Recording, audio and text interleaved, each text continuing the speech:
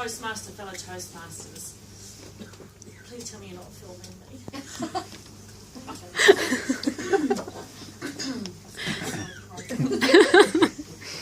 Tonight I have the privilege of evaluating and introducing first and evaluating Anneri with her icebreaker speech.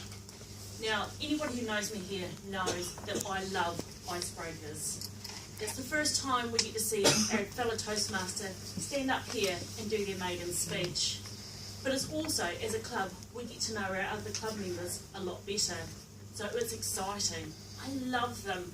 I'm sure Anneri is sitting down there at the back full of trepidation, but she doesn't need to be.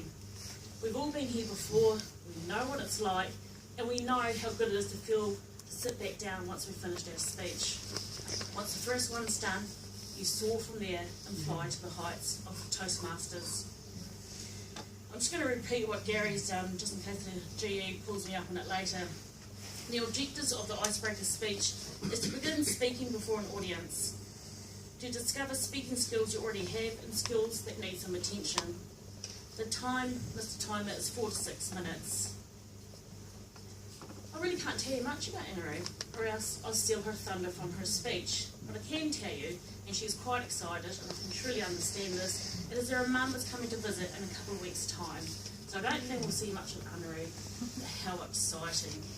I love my parents coming to visit as well. So before I say too much, please help me in joining a warm welcome from there to here, Anneri. Anneri, from there to here.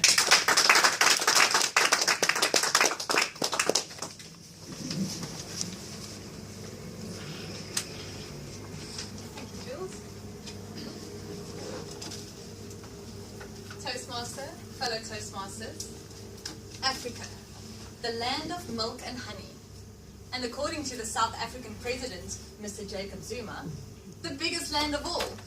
All the other continents can fit inside Africa. This is, by the way, not true at all. Zooming into South Africa, to Pretoria, the capital city. I was born and raised in Pretoria. I finished my education in Pretoria, from preschool all the way through to university. I got my first job in Pretoria. It paid 3,000 Rand a month. In today's terms, that is about $300 a month. But that was fine, I managed. I was still living with my mum and studying part-time. And as all good students do, I spent many a night in the local nightclubs. And this is where I met Arno, the love of my life, my badass gentleman, the father of my baby, and my husband. We had the perfect wedding. The theme, Winter Wonderland. Everything was white and silver with hints of ice blue. It was a very formal, elegant reception. At least until dinner was served. All of a sudden, waiters came walking in with silver platters, and on each platter there were boxes and boxes of KFC box meals. Our guests were totally stunned, and no one complained about the boring wedding food afterwards. Although we had the perfect evening, the planning had its ups and downs, complete with bridesmaids wanting to quit, and family members threatening not to attend because of our no children policy. By the end of the evening, we had our maid of honor and best man sleeping in our honeymoon suite, in our bed, on call to take us to the airport the following morning at 4 a.m. Now, we didn't want to go to the Maldives or to Fiji or any of those typical honeymoon destinations. No, we wanted an adventure. So off we went to our first destination, London. We spent 5 nights in London, in a beautiful hotel with a full English breakfast buffet every morning. It took us 2 days to figure out how to use the public transport system, as this wasn't something we were used to. Our itinerary was based on the London Pass, a promotional tourist initiative found in many countries. It included attractions like Madame Tussauds Wax Museum, the Ripley's Believe It or Not Museum. After that, we hopped on the Eurostar to our next destination, Paris. We spent 5 nights in Paris. We lived in a small studio apartment with our own little kitchen if we wanted to cook a meal. So one afternoon, we walked down to the local convenience store, just around the corner, to buy ourselves a heat and eat meal. Now, because neither one of us can speak, read, or write French, we had to buy something that was visually appealing to us.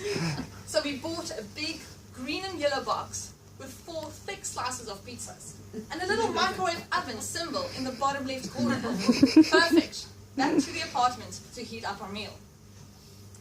Needless to say, it was 2 thin, tasteless slices of pizza. Now, this language barrier did cause a few more memorable moments throughout our Paris trip.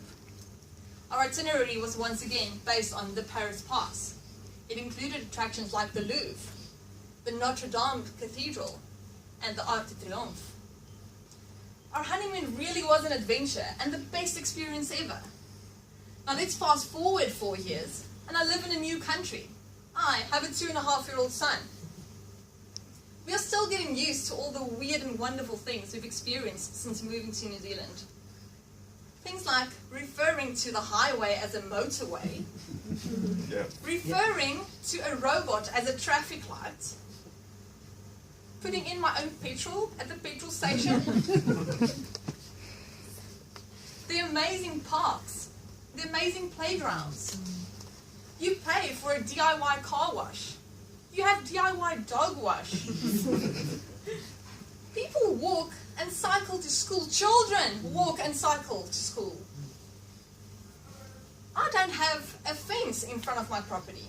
There's no burglar bars in front of my windows. There's no motion detecting beams or security cameras. This truly is the most amazing place for me to raise my family. I'm impatient, I'm impulsive, and this has led to my amazing life. And I can't wait to see what happens next. Mr. Toastmaster.